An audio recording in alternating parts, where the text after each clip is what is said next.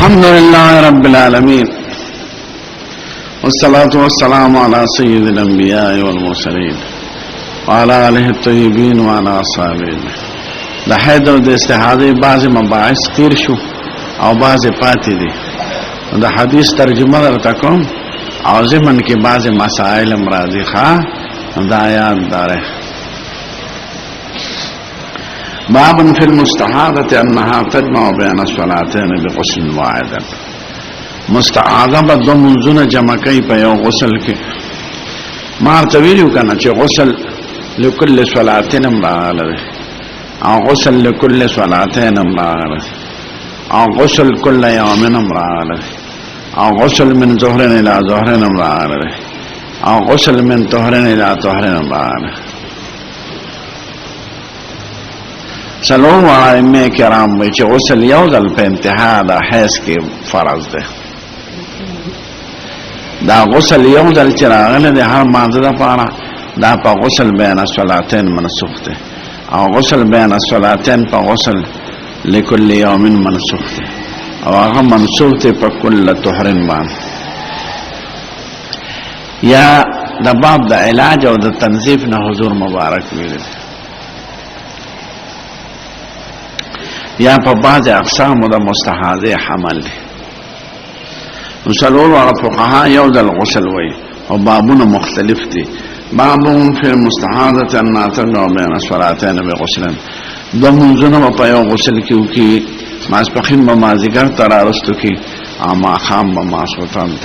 او د سبا د پاره به جدا غسل کړ. د حدیث ته ګوره حدثنا محمد بشار قال حدثنا ابو عمرو القديو حدثنا زهير بن محمد بن عبد الله بن محمد بن عقيل عن ابراهيم بن محمد بن طلحه عن ام عمران بن طلحه عن ام حمنه بنت جحش. حمنه بنت جحش په حدیث ته فکر د دې څه ذکر راغله د پکې سارسته. قال كنت استحاض حيضه كبيره شديده فما حيض رات ډېر حیض ډېر سختو ډېر والی کمیت تراجی دی او سخوالی کیفیت تا یعنی وینا بمرانت لاو پا تیزے بطلا. فاتحت النبی صلی اللہ علیہ وسلم سید الکائنات ترالم استفتیہ غنم تپوس کرو اخبرہو خبروں میں وجدتو فی بیت اختی زینب بنت جحشن. اتفاقا زمون دا خور پا کور کیو دا زینب دا جحش دریلو یعنی دی. زینب بنت جحش پا نبی کریم وعدده او حمله بنت جحش پا طلحه وعدده او ام حبیبه بنت جحش نا پا عبدالرحمن ابن عوف وعدده او دریوار مستحاده.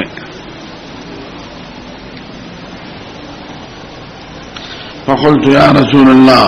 ما ورته قربان انی استحاده دلتا سیغه دا مجهول دا مبالغه دا فارقه انی استحاض حیضه کبیره شدیده فما حیض رازی ډیر او سخت ډیر معنا وینا نه زیاته بیگی او سخت معنا پتیزه بیگی. فما تامرنی فیها صاحب قربان تاسو څه حکم دی؟ فقد منعتنی الصيام والصلاه زید رجوع د مون نه منع کړم ځکه د دې د خیانو چې حیض استحاضه احکام یو دي. قال انا اوت لك الكرسفا حضور مبارک ورته خیمه درته کرسف کرسف مالوچ ته وای او زاوی ټوکړه وګنډي دا خزینه په دې اندام کیږي نو کرسف درته خیم کرسف ځان تک دا نو وینه به کمیږي. وینو یوسف الدم اول ورته علاج خای وینه به کمای. قلت هو اکثر من ذلك ما په کرسف نه کیږي په مالوچ کیږي. قال فتلجمی واگی زان تا واچوا خزی داسی پر زان دا یو ټوکړه راتو کی دلته اوتړي لکه دا پهلوان چې کبډی تزي واگی معنا دا چې فرج وتړه. قالت هو اکثر من ذلك قربان په واګم نکیږي. قالت فتخذي صوبا جدا جامو نساء د جامې مطلب ودی یعنی مانزه د پاره جدا جامه ساتو بغیر د دینه یا دا لجام چوتا رکانا دا سی خد زانو تا دا سی اوتا دی بیردل تا د دې لجام د پاسه بل جامه چوا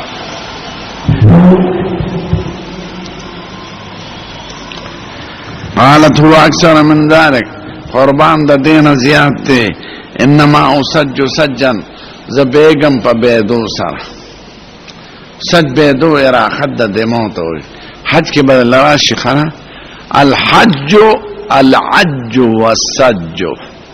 حج نم د عج او د سج ده عج وی رفع الصوت بالتلبيه او سج وی راحه الدماء او حضرت انوی سے پدې موضوع باندې واعظ لیکل دي روح العج والسج انما اسج سجا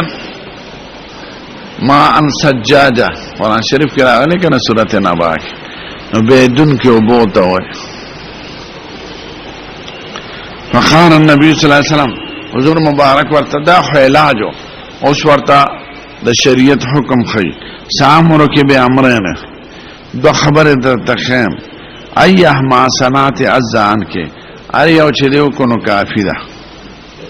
فین خویت علیهما کدبار کول شي فانت عالمو ته فزان خپېږي چې کم درته خخ کاری بیا ورته انما هي رغزه من الشیطان دا د شیطان لغته ده غزار ده د خپې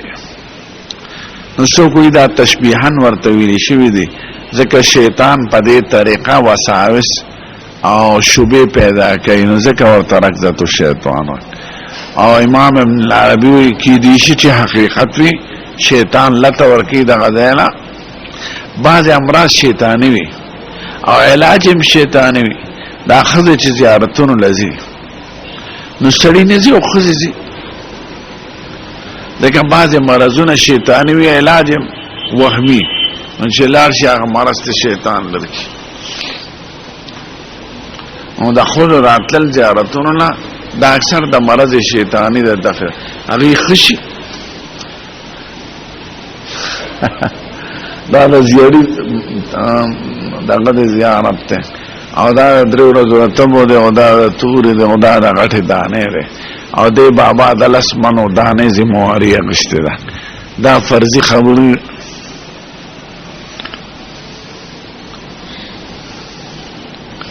نو بعد مرضونه وی شیطانی ذکر انما هي رغزه من الشیطان دا شیطان لغته ده لته ده دا غزه دل زخمی کړي نو فتحيزي 6 ايام او 7 ايام حيزي صعبوها میاش کې ځان تشپګ ورځي یو فی علم الله مطابق د علم د خدای یعنی که مخکې د شپګ ورځي حیز او ځان ته شپګ ورځي صعبوا او کوم ورځي نو ځان ته ورځي نو باقی په میاش کې سو پاتې کیږي که شپګ ورځي حساب کې سلیل شو د طهور ده او کوي حساب کې نو دلی شو د طهور ده ثم مغتسلی به غسل وکا یعنی یو ځل فاذا رايت انك قد طهرت چې پېښ چې ته پاک شې د شرع په قواعدو کني وینه خو نه ده بنده واستنقات او خصاف ستر شوي فصلي 24 ليله صلي شوارو زمونس کوا کارم به هد شپږ ورځې حساب کړي او 23 ليله یا درې شرزه کارم به هد ورځې حساب کړي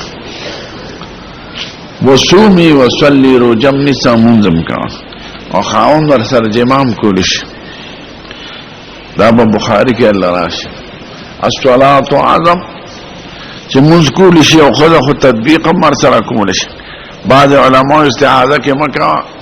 ټیک ته بیماری وی سړی باندې خارخ لګي فین ذالک یذوک اشپګر دی ورته چې ځان ته فایده صاحب او دا باخی طهر بلدا کافی ده وکذالک ففعل يوم داس کوارا میاش کما تحیز النساء وکما يطهر لکه خود باخی باندې حید را دی ارمیاش پګر دی ورته دغه شانتم کاوه لمیقات حیدهن و طهرین په وخت حید او د طهر کې فین قرات علام تاخر زورا کدا کول شي چې ما سپخین دوستو کې وتعجل العصر ما ذکر مخ کې ثم تغتسلین به غسل کې حين تطهرين چې پاک شي وتصلين الظهر والعصر جميعا ما تخنا ما ذکر دواړه کې پایوزل ثم تؤخرين المغرب ما خام را رستو کې وتعجلين عشاء اما سوتن کې تلوار کې ثم تغتسلين وتجمعين بين الصلاتين او به غسل کې او جمع بين الصلاتين کې فافعلي امداس کوا وتغتسلين مع الصبح او د سبا لپاره جدا غسل کوا وتصلين ومز کوا وكذلك فافعلي وصومي امدا کار کور او جنسا ان قویت على ذلك كذا واستوي به حضور مبارک وی هو عجب الامرين الیا ما ته ذات بهم ډیر آسان ښکاری خوښ مې ده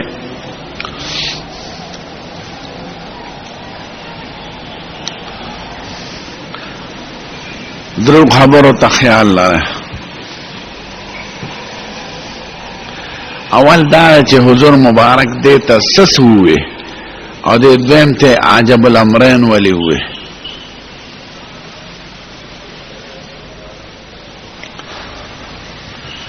دویم دا چې دا کم قسم مستحاضه وا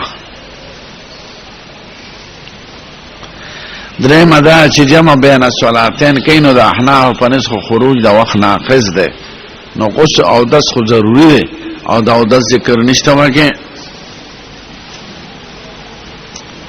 نو دا درې خبره محل اشکال لی قاوله خبره چې حضور مبارک دې ته سسوي چې ورتوي کدا کول شو کدا کول شي خدا دیم زما پنس وخت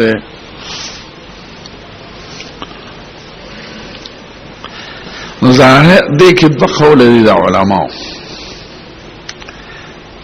اول دا قول دی چې ړومبي ورته دا وایي چې هر مانځه دپاره غسل کوه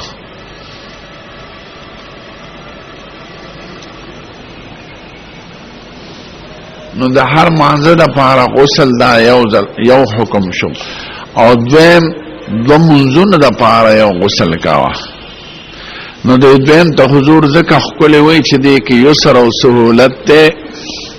په نسبت د غسل لکل صلات نو جمع بین الصلاتین تا عجب حضور مبارک د یسر او د سهولت او د سماحت د وجه نه وایي چې زما دا خوښ دی ځکه د غسل لکل صلاتین په نسبت غسل لصلاتین آسان دی دویمه رای د علماء دا او دا زیاته واضحه ده چې غسل مرتن ورته ځکه هغې سره ذکر بل څه نشته ثم اغتسلی بس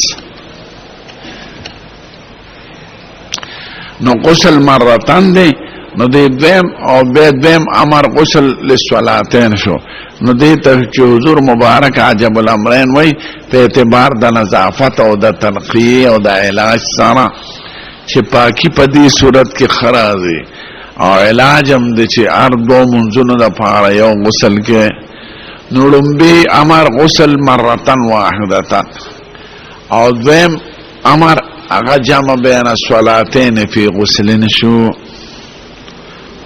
خل غسل لکل صلاتین دلتا صراحتا ند ذکر تموی واضح دا دویم خبر دا فابو داود کی دارا غلد فاغتسلی لکل صلاتین لنبی امر غسل لکل صلاتین دویم امر غسل لکل صلاتین نو دی دویم امر تا چی عجب وی پہ اعتبار دا یسر او دا آسانه سر او یا غسل لکه ظاهر د دې حدیث کې دا چې غسل مرتن واحدتن دی چې انقطاع د حیض راشي او یعنی یو ځل غسل کافی دی او دویم امر غسل لکل صلاتین دی نو دې ته چې حضور عجب وي ته په اعتبار د نظافت او د صفای سره او د علاج نو دې دو امرو کې دو قول شو دا ډومبه خبره دویمه دا چې دا شیزینه کومه مستحاضه ده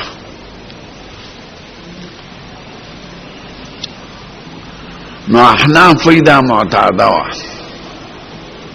خوش په استحاضه ولګید او قرینه دا چې د معتاده حواله په عادت سابقه ورکه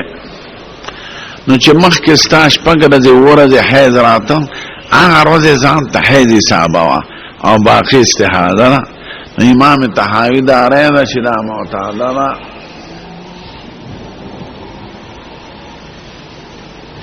امام احمد صاحب وی دا متحیره وه دین ورځې میر شوي دي او تمیز لونم نشي کولی. نو هغه وایي متحیره کې به حواله په عرف د بلاد ورکې چې څه عرف د بلاد وي په هغې به حیض او استحاده حسابېږي. بعضې وطنونه ګرم وي نو حیض پکې ډېري او بعضې یخي نو حیض پکې کمي او عمر ته به هم ګورئ نو چې عرف د بلاد وسي نو حضور مبارک په هغې حواله ورکړه شپږ یو ورځې.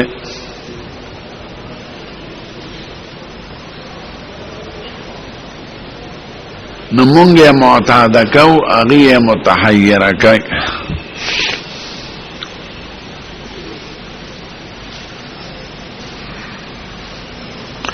امام خطابی شافی سے شافی دے خطابی هغه په مبتدا باندې حمله چې دا مبتدا وا دا واره مستحاضه شو خدا چې مبتدا مستحاضه دا غي پنس هغه په یو ورځ عمل کوي خو پنځل ورځې پورې به انتظار کوي. دا یاد لرئ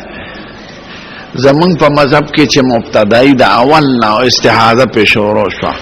نو دا به عمل په اکثر ایام کوي چې لس ورځې او شافعي صاحب دا په یو شواروز عمل کوي په اقلو خو پنځل لس ورځې پورې به انتظار کوي که په پنځلسمه وینه بنده شوه نو دا ټول حیض دی او که شپاړسمې ته شوه نو هغه یو ورځ به حیض کي د باقي روزو به قضا راوړي ځکه هغې اکثره موده د حیض پنځلس ورځې وایي. نو چې هغه وایي مبتدعه به په اقل د ایامو عمل کوي هغه یو شواروز وایي او زمونږ په نسب به مبتدا مستحاضه په اکثرو او د احمد په نسب عرف باندې به بنا کېږي او زما د احمد صاحب رای خوښه ده ځکه بخاري کې به لراشي النساء عالم بذلک ښځې په دې خپېږي نو عرف د بلادو باندې به لکه مسله د حرص کې مسله د رویت کې مسله د مهر کې مسله د دخول کې او دې کې اکثرو کې په عرف د بلادو باندې فیصله کېږي. نو احمد سے وی عرف د بلادو باندې به فیصله وکړي.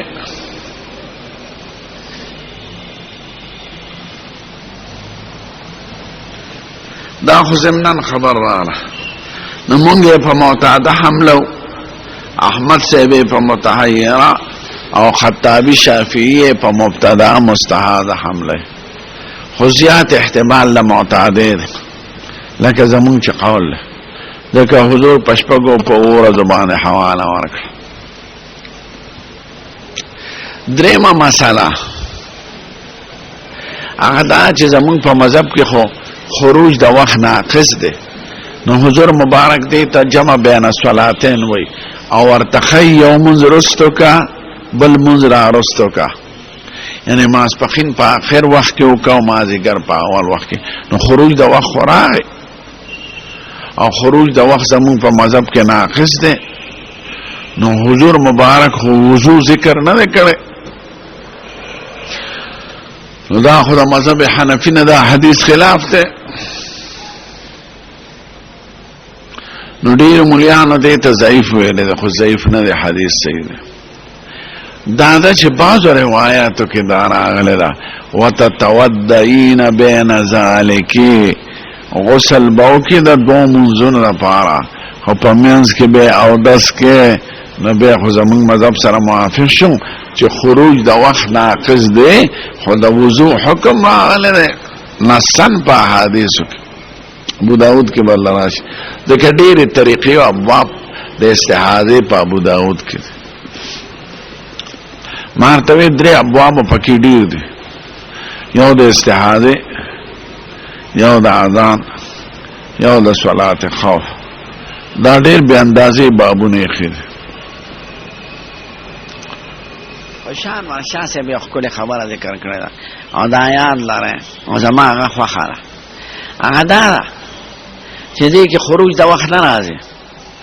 او دا جمع حقیقتا د فی وقت واحدن نو خروج د وخت راځي نه هغه وای د معذورینو د مسافرینو د پاره دا سه وخت چې دواړه پکې کیږي مونږ چې ماسپخین وایو د مثل زوال نه شروع شي مثل ثانی پورې نو مثل ثانی ته به نه راسه مثل اول وخت اختیار ده او مثل ثانی وخت معذور ده او مازیګر کې د امام ابو حنیفه نه سلور روایت دي عام متون خو صرف محمد سے روایت نقل کړي چې مازیګر به د مثل ثالث نه شروع کې او د حسن ابن زیاد روایت د مثل ثانی نه ده نو په یو روایت کې مثل ثانی د مازیګر وخت او په بل روایت کې د ماسپخین وخت نو د مثل ثانی وخت مشترک بینهما ده خو د معذور د پاره او د مسافر د پاره او چاته بل څه تکلیف وي زه سفر کې په دې عمل کوم نو په مثل اول وخت اختیار د ماسپخین مازیګر به مثل ثالث کې او مثل ثانی کې دواړه کول شي نو دا خروج د مذهب نه نه عمل علی روایت المذهب ده لکه یو روایت کې امام ابو حنیفه مثل ثانی وخت ماسپخین وای مشهور قول او یو روایت کې مثل ثانی وخت مازیګر ده د حسن ابن زیاد روایت د عمل بر روایتین شو نو په مثل ثانی کې به کې د مازیګر او ماسپخین دواړه ماسپخین د یو قول مطابق مازیګر نو خروج د وخت رانه ده دارنګه ماخام کې نو شفق ابیض کې خلاف ده شفق احمر پورې وخت ماخام ده په اتفاق صاحبین وای مبارکین او درې واړه امامان چې شفق ابیض د ماسختن وخت او امام ابو حنیفه په قول مشهور کې دیته د ماخام وخوي چې شفق ابیض ختم شي خو یو روایت په شان د صاحبینو ده او ډېر علما فتوا په عین نقل کوي چې شفق ابیض چې ده دا د ماسختن وخت او ماخام په شفق احمر ختميږي نو شفق ابیض کې بدوانه منځنو کې د ماخام بو کې عمل به روایت المشهوره د متونو او د ماسختن بو کې په غدویم د صاحبینو د قول مطابق او چې هغه روایت د امام ابو حنیفه نو عمل بر روایتین شو او دواړه منځ په یو وخت کې شو سړی په سفر کې رواني په موټر کې په بس کې ارزه کې وبني ارزه کې ودرې دین شي ارزه جماعت نه او فتنه نو ته په یو ځل کوشه په هغه وخت مشترک کې دواړه منځونه کو خلاص نو عمل بل احادیث امراه جمع بین الصلاتین حقیقتا خو په هغه وخت مشترک بینهما کې ځکه بل تلم یو مولا را سره او ته نوم نالم ځکه پیژنې او ځان تلوي شیخ الحدیث هم وي ما داسې به وکړو یره د متون د قول نه نوړو ځکه هغه صرف د متون قولونه یاد کړي لکه توسو په مطالعه کې وکړه او د لوی کتابونو سوي دي متون وای چې امام بولی سمع الله لمن حمد الله اکبر ضرب پروزی لکه د کابلی او صاحبین وینا امام بم ربنا لك الحمد وای او حدیث کوم دغه راغلی دي تبع عمل په قول د صاحبینو کې چې اوفق بالسنت ته دا بلوچستان ته چې لا شي امام با غلط سره سمع الله لمن حمد غلط الله اکبر اول خلق مز غلط کوي نو ربنا لك الحمد وي ناغ اسکار وي چې بین سجدتين ناغلی دي نه په قاعده کې وي بین سجدتين بدل نه سناشي رب اغفر لي وارحمني واجبرني وارفعني واهدني وارزقني او په مسلم کې بدل صيغه د امر راشي چې په قاعده اخره کې به تعوذ من 4 اللهم اني اعوذ بك من عذاب جهنم ومن عذاب القبر ومن فتنة المحيا والممات ومن شر فتنة المسيح الدجال التخفیف چې دی په قرائت کې دی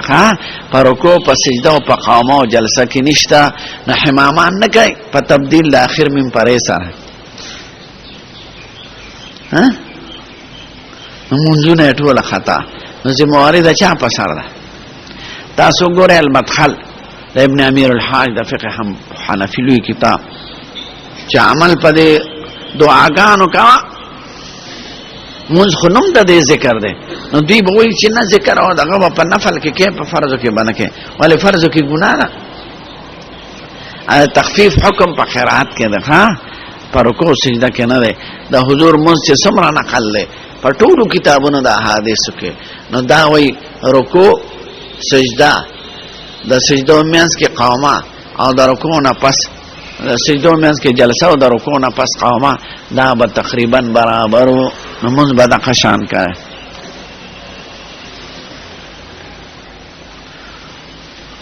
دا فیض الباری کې ملکی او کتاب المدخل کې ملکی فقه حنبلی معتمد کتاب او ویبا او مونږ نوم د دې اسکارو نو دا سجدو په منځ کې وای رب اغفر لي وارحمني واجبرني وارفعني واهدني وارزقني او رکوع چې پاسه نه حمام دې دا وای ربنا لك الحمد حمدا كثيرا طيبا مباركا فيه ملء السماء وملء الارض وملء ما شئت من شيء بعد کلنا کلب حضور مبارک داوی ورپسې اهل الثناء والمجد كلنا لك عبد احق ما قال العبد لا مانع لما اعطيت ولا موت لما منعت ولا ينفع ذا الجد منك الجد دا به مرپسې وې دیو جن بعد صحابه وي مونږ وې چې ارشد تاسو نه به ټول ذکر کاو او دا حضور چې دا منځونه نقل کوي خو صحابه نقل کوي او صحابه د جمع مون نقل کوي ځکه نفل او سنت هغه کور اورې د مولا باندې بنو کې میمونز کاو په د قصابانو په جماعت کې چې ما 2 رکعات کړو یو بوډا سپینګل را سره او 8 رکعات وکړ ما خدای په مانځ کې زما فکر خراب ما چې دې سره لاړ نشي نو ما سلام وکړو هغه ته زره میونه ما کاکاجي مونږ پاوساله کا او خفه پدې مچ دا او یا چا کار ته شټولو مې مونږ داسې کړ ما ته وې سوخو ګرمي ده نو بیا مې په تقریر کې په معراج العلوم کې په بنو کې او سخت تقریر ما پښتنو نه کدا درې مرز لار شنو اولیاء الله دي یو مونږ صحیح نه کوي نو مونږ په صحیح کوي عرب در پورې خان دي تاسو مونږ دا حنفي دي دا حنفي مونږ دی وای تیزنه چې نه پکې قومي نه پکې جلسې دروزي دا حنفي مونږ دی دیم نسوار او سیګریټ او چیلم پرې ده دریم د خوځو په حق کې پښتانه ظلم کوي زه همیشه کابل کې مرتدا وایم په بنو کې مرتدا وایم په وزیرستان کې دا وایم چمن کې مولیان ناس دي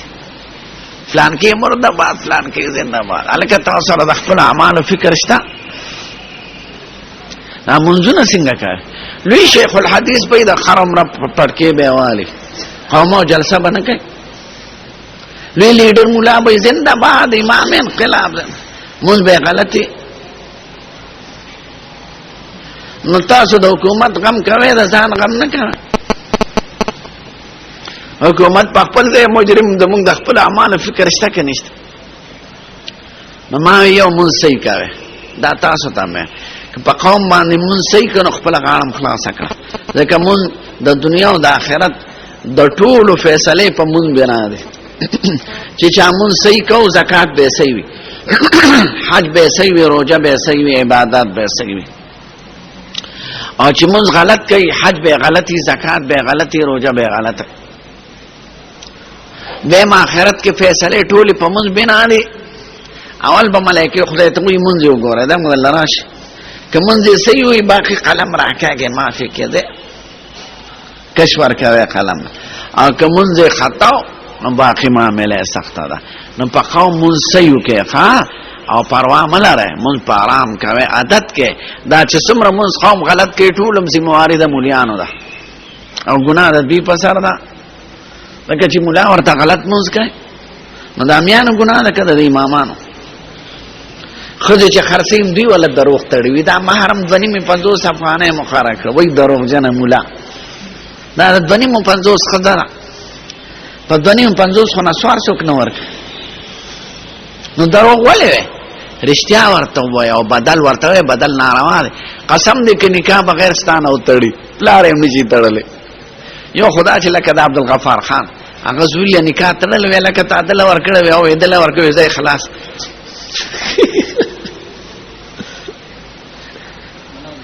زوی له نکاح تړل عبدالغنی خان لا نو او خزه ان دغه وفا اندوا د آتش پرسته نو دلته په خور کې وا په لوی هوټل کې انګريزان پکيو انګريزان ورته دا خو مسلمان تاسو او دا دغه جن مذهب هم بدل دی دوانه د مذهب نه د برات اعلان وکړ نو عبدالغمو کو دمو کو نو بس عبدالغفار خان یې کو تړل نو هغه بیا ما آتش پرسته ځکه ما لیدل د پخپله او دی بیا دغه شو دی دهری پاتې شو مولا ستا جنت میں نه دی پکا یو کتاب پہ شاید ما ته طالبان مولا ستا په دوزخ میں ما یارا تو دغه خبر بشي بیا له خبر شي تار جبیلا ورس بیا به پلار په خلاص لشي نو دا موږ خطا کول د کلوې ګناه د امام ده او د خلو خرصولو کلوې مجرم مولا ده ځکه مولا خزه خرڅي او د مولا لور ګرانه خرڅي ځکه د امي سړي په 3 لکه دی په 6 لکه خرڅوي ځکه مولا خدا شکر وباسه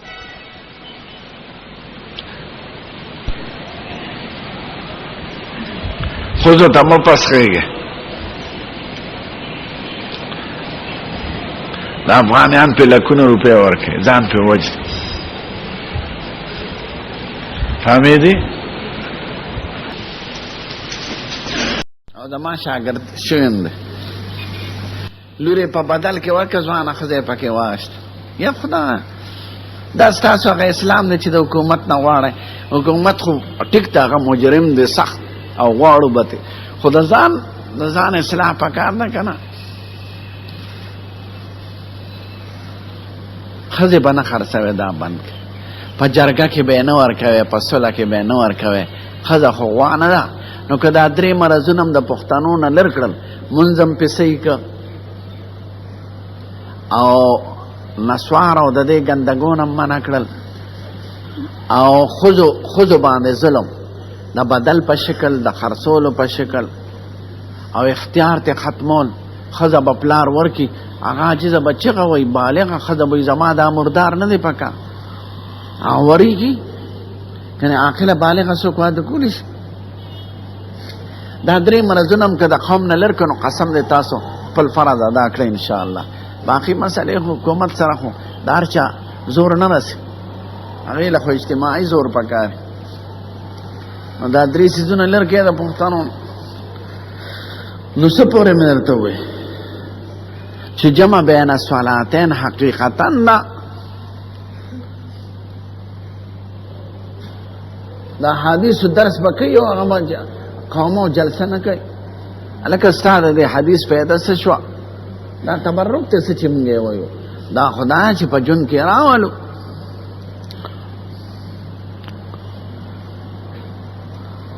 نو ښځې خرڅول بند کړي نکاح بغیر ستاسو نه د هغې پلار هم نشي تړلی ها ربي سهل دا عبید الله بن عمر رقیم بیان کړی د فلان کینه د فلان کینه نو امام بخاری وی دا حدیث حسن دی او امام احمد بن حنبل وی دا حدیث حسن صحیح دی وقال احمد اسحاق فی المستعاده اذا كان تعرف حیضها که حیض پیجندې شو په اقبال د دم ادبار نو اقبال ادا چې وینه تور شي او ادبار ادا چې رنگ زیړ شي نو حکم په حدیث د فاطمه بنت ابي حبيش دوی فاطمه بنت ابي حبيش حدیث چې مونږ وی دا په